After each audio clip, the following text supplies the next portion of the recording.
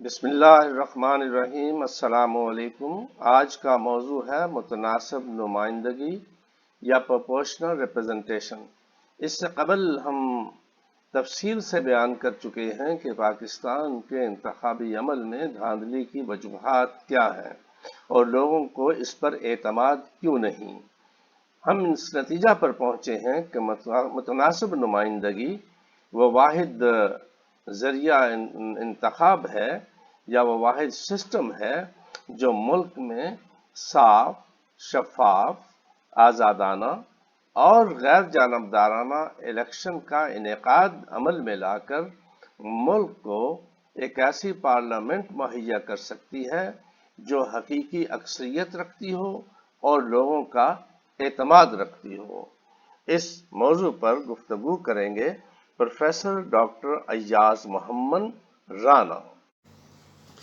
اب دیکھنا ہے کہ ریفارمز کیا چاہیے۔ کیا صرف مشین کے خریدنے سے ہم اس میں کامیاب ہو جائیں گے؟ یہ مشکل ہے اور ناممکن ہے۔ اس کے لیے میجر آپریشن کی ضرورت ہوگی۔ یہ کینسر کی طرح ہمارے نظام کو کھا رہا ہے اور اس کے لیے میجر آپریشن اور کیمیو تھراپی کی ضرورت ہوگی۔ نظام کو بدلنا ہوگا۔ تو اس کے دو چیزیں ہیں۔ پہلی بات یہ ہے کہ ہمیں پروپورشنل ریپرزنٹیشن کو لے کے آنا ہوگا۔ پروپورشنل ریپرزنٹیشن تین اس میں، نمبر ایک، پروپورشنل ریپرزنٹیشن پولیٹیکل پارٹیز کی بنیاد پہ ہو، پولیٹیکل پارٹیز اس میں حصہ لیں گے۔ دوسرے نمبر پر یہ اضلاع کی بنیاد پہ ہوگی، ایک ضلع پورے کے اندر پروپورشنل ریپرزنٹیشن میں انتخاب ہوگا۔ اور یہ چیز جو ہے ہم دیکھتے ہیں کہ اس سے جو فائدہ ہوگا وہ پولیٹیکل کلچر ڈیولپ ہوگا، ہمارا سیاسی کلچر جو ہے وہ ترقی کرے گا، بہتری کی طرف جائے گا، کیونکہ اس میں پولیٹیکل پارٹیز ہی براہ راست اپنے مینیفیسٹوز رکھیں گے، کمپین چلائیں گے، political awareness, political socialization, political recruitment, political training, یہ تمام عمل جو ہیں وہ بڑی سرعت سے کریں گے۔ یہ اس کا پہلا فائدہ ہوگا۔ دوسرا فائدہ ہوگا کہ الیکٹیبل کی بلیک میلنگ ختم ہو جائے گی۔ اس وقت ہم دیکھتے ہیں کہ جو الیکٹیبل ہیں ان کو پارٹیاں ٹکٹ دینے پر مجبور ہوتی ہیں۔ اب میں بہت سے لوگوں کو جانتا ہوں کہ جن کو عمران خان صاحب ٹکٹ نہیں دینا چاہتے تھے، لیکن وہاں پہ الیکٹیبل وہ تھے، وہ منتخب ہو سکتے تھے، اس لیے مجبوراً انہوں نے ان کو ٹکٹ دیے اور انہوں نے اسمبلی میں جا کے رنگ دکھائے۔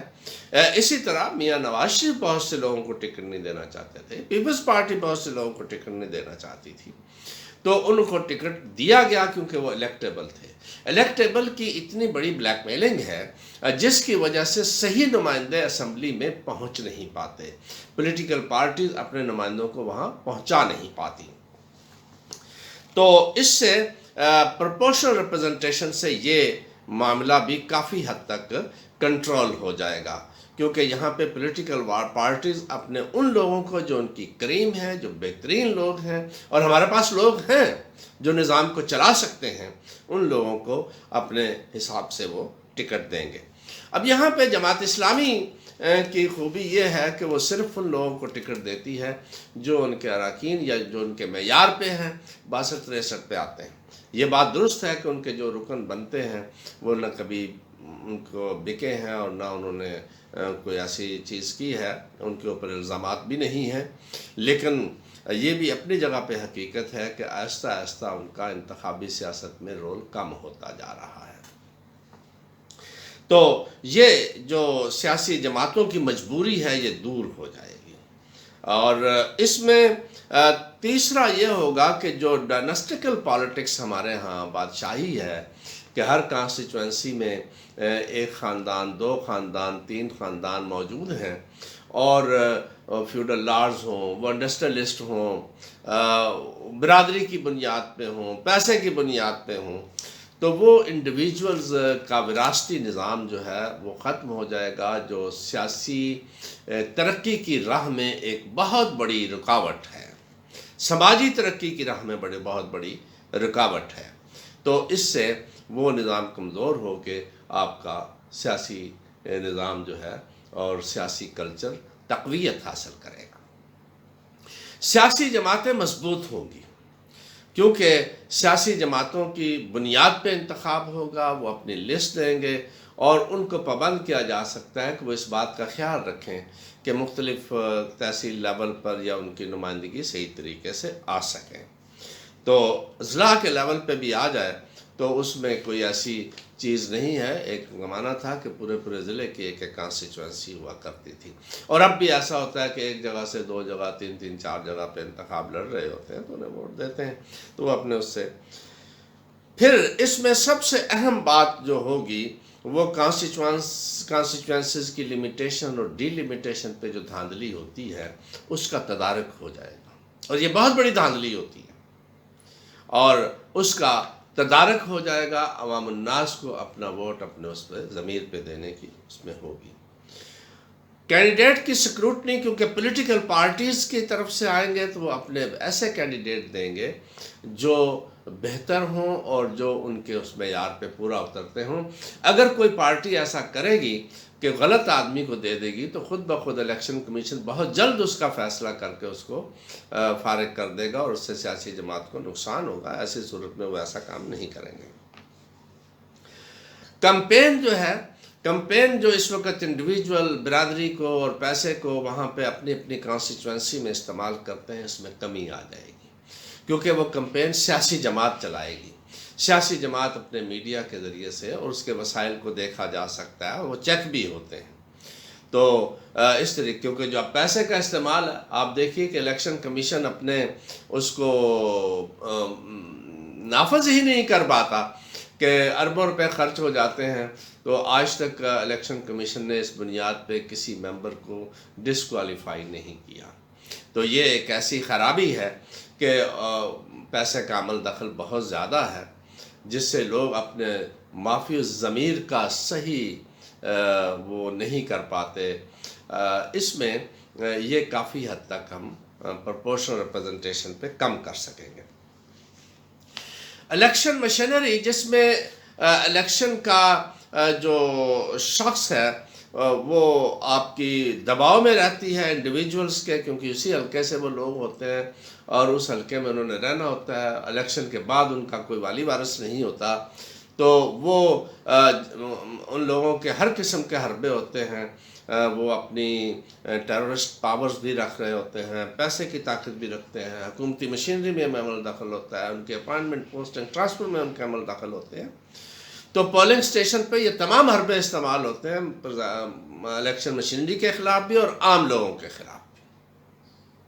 تو ان میں یہ کمی آ جائے گی، کیونکہ وہاں پہ سیاسی جماعت انتخاب لڑ رہی ہے۔ جہاں تک بائی الیکشن کا تعلق ہے، بائی الیکشن میں جو آپ کے متناسب نمائندگی میں نیکسٹ آدمی ہوگا اس کی ضرورت نہیں ہوگی، اس کو وہاں پہ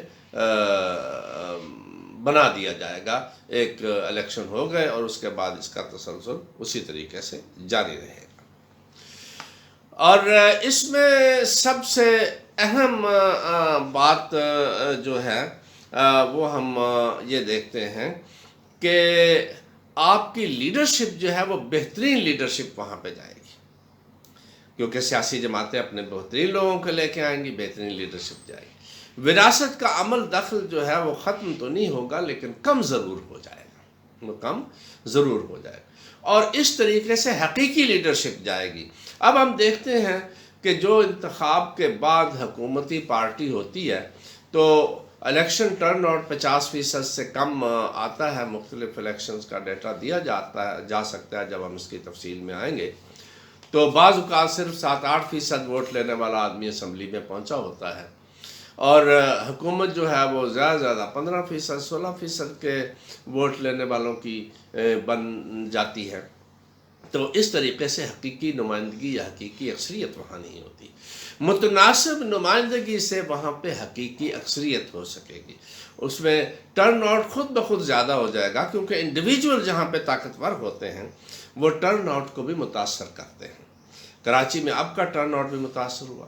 ایک دور تھا کہ ایم وہاں پہ بیٹھ جایا کرتی تھی اور پہلے نمبر پر وہ ووٹرز کو کہتی تھی آپ کا آنے کی ضرورت نہیں، ہم آپ کا کام خود ہی کر دیں گے۔ اس کی بہت سی شکایات آتی تھی لیکن کچھ نہیں ہو سکتا تھا۔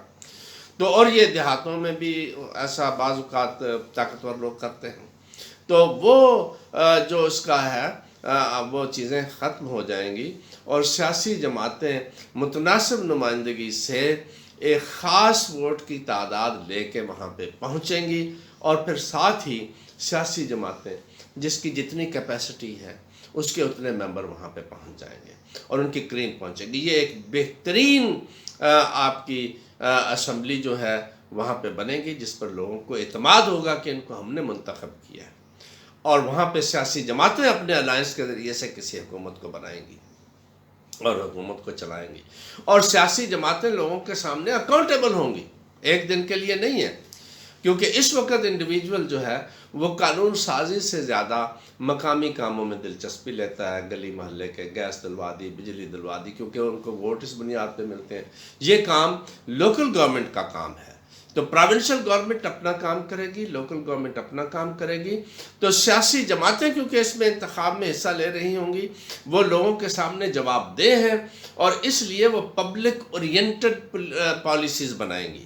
اس سے پرنسپل اورینٹڈ اور پبلک اورینٹڈ پولیٹیکل پارٹیز مضبوط ہوں گی، یعنی اصول پرست، اصول پسند، اور جس کو ہم کہہ سکتے ہیں کہ عوامی سوچ رکھنے والی سیاسی جماعتیں ہیں، وہ مضبوط ہوں گی، وہ قائم رہیں گی، باقی اس میں سے دھل جائیں گی، اور عوام الناس کے وہاں پہ وہ جو فیڈ بیک ہے وہاں پہ ان کے ورکرز کے ذریعے سے پہنچے گا، اس کے ذریعے سے وہ بچت بنائیں گے۔ اس وقت ہماری اسمبلی کی جو ڈبیٹ ہے وہ پبلک اورینٹڈ ڈبیٹ نہیں ہے، وہ پبلک اورینٹڈ ڈبیٹ نہیں ہے، اس کے اوپر کسی وقت گفتگو بھی ہوگی، اور اس کے اوپر میرا دوسرا لیکچر کہ موجودہ اسمبلی جو ہماری ہے، پارلیمان جو ہے، اس میں نہ ہی وہ جمہوری تقاضوں کو پورا کرتی ہے، نہ ہی وہ اسلامی تقاضوں کو پورا کرتی ہے، وہ ایک انڈسٹریلسٹ اور فیوڈل لارڈز کا اور ٹریڈرز کا کلب ہے، جس میں وہ لوگ اپنے مفادات کا تحفظ کرتے ہیں۔ تو پرپورشنل ریپرزنٹیشن سے یہ چیز ہماری بہتر ہو جائے گی، ٹھیک ہو جائے گی۔ اور دوسرے نمبر پر وہ اسمبلی کی مدت ہے، اسمبلی کی مدت 4 سال ہونی چاہیے، دوسرے لوگ اس پہ دوسری رائے رکھ سکتے ہیں، اور اس پہ ڈبیٹ بھی ہو سکتی ہے، میرے خیال میں اس کا 4 سال ہونا کافی ہے، تاکہ پبلک کے پاس عوامی نمائندگوں کو، سیاسی جماعتوں کو آنا پڑے اور لوگوں کو زیادہ انتظار نہ کرنا پڑے۔ اور جہاں تک پالیسی کا تسلسل ہے، جب سیاسی جماعتیں پرپورشنل ریپرزنٹیشن سے آئیں گی تو اس طریقے سے پالیسی میں تسلسل خود بخود آ جائے گا، اور پھر آپ اس میں دوسرے نمبر پر جو آپ کا ممبر کی جو ایم این اے کی عمر ہے، ایم این اے کے لیے، نیشنل اسمبلی کے لیے 35 سال ہونی چاہیے، پروونشل اسمبلی کے لیے 30 سال ہونی چاہیے، اور لوکل گورنمنٹ کے لیے 25 سال کے عمر کا تعین ہونا چاہیے۔ اور ووٹرز لسٹ، ووٹر جو ہیں اس کی 21 سال زیادہ مناسب ہے پاکستان کے کلچر کے اعتبار سے۔ تو یہ ہماری تجاویز ہیں، ان کے لیے شاید کانسٹیٹیوشنل تبدیلی کی ضرورت ہے، جو لمبا کام ہے، لیکن پرپورشنل ریپرزنٹیشن کے لیے صرف رولز اور ریگولیشن میں اور سادہ قانون سازی سے اس کو کیا جا سکتا ہے۔ تو یہ اصلاحات کے لیے ضروری ہے۔ Thank you very much.